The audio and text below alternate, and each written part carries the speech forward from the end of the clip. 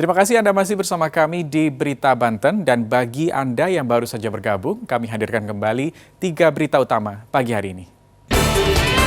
Ratusan kepala keluarga di Kabupaten Tangerang kesulitan mendapatkan air bersih.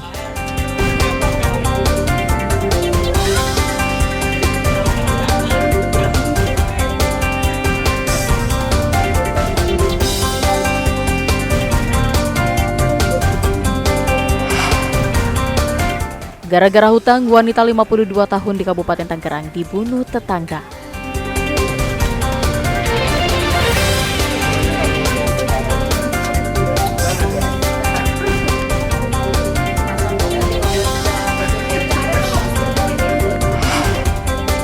Sempat buron, jukir pelaku pengeroyokan di Pondok Aren ditangkap.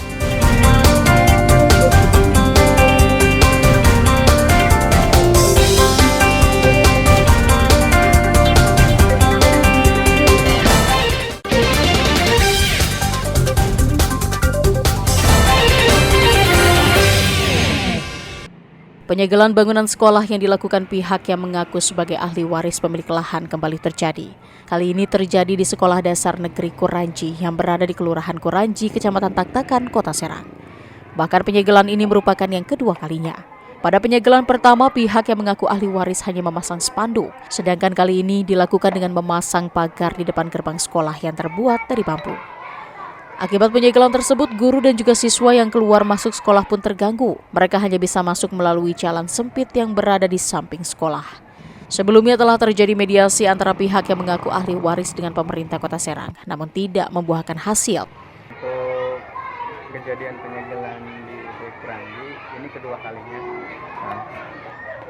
Cuman yang sekarang lebih ke gerbang utama penyegelannya. Itu terjadi sekitar pukul kurang lebih jam 8 pagi, setelah upacara selesai, setelah anak-anak juga masuk ke kelas masing-masing.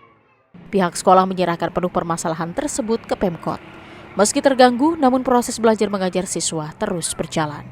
Ariel Maranus dan Fajri Munawir melaporkan dari Kota Serang. Zainal Abidin dan Rafli, 2 juru parkir liar minimarket, ditangkap anggota Reskrim Polsek Pondok Aren.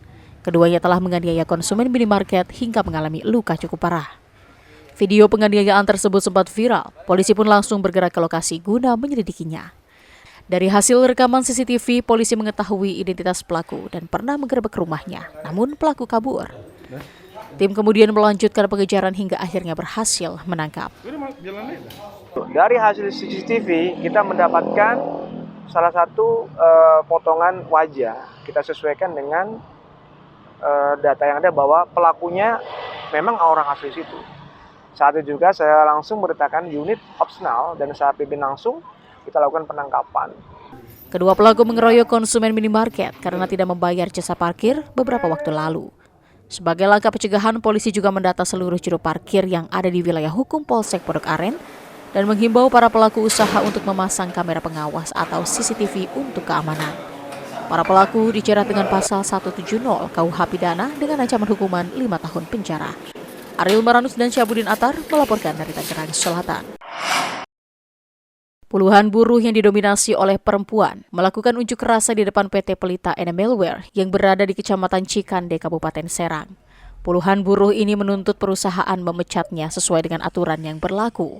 Tuntutan ini bermula dari perusahaan yang sudah tidak bisa membayar gaji karyawan sesuai dengan UMK Kabupaten Serang karena sudah berhenti beroperasi.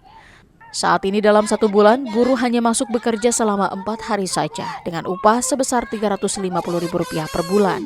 Dengan kondisi ini, buruh yang rata-rata sudah bekerja lebih dari 25 tahun ini menuntut perusahaan untuk melakukan pemutusan hubungan kerja. Unjuk rasa memanas saat buruh menutup jalan keluar masuk pabrik. Namun setelah dilakukan negosiasi, buruh akhirnya membuka jalan tersebut. Kita hanya dikasih duit 1.500.000, 1.300.000. Jadi kami tidak terima, kami kembalikan duit itu ke perusahaan. Dan kami tuh memohon sama perusahaan, sama pimpinan perusahaan untuk menemui kami gitu. Bagaimana ini penyelesaiannya? Setidaknya layak untuk kami gitu. Duit PHK itu jangan segitu. Kami tuh bekerja di sini sudah lama, sudah 20 tahun lebih.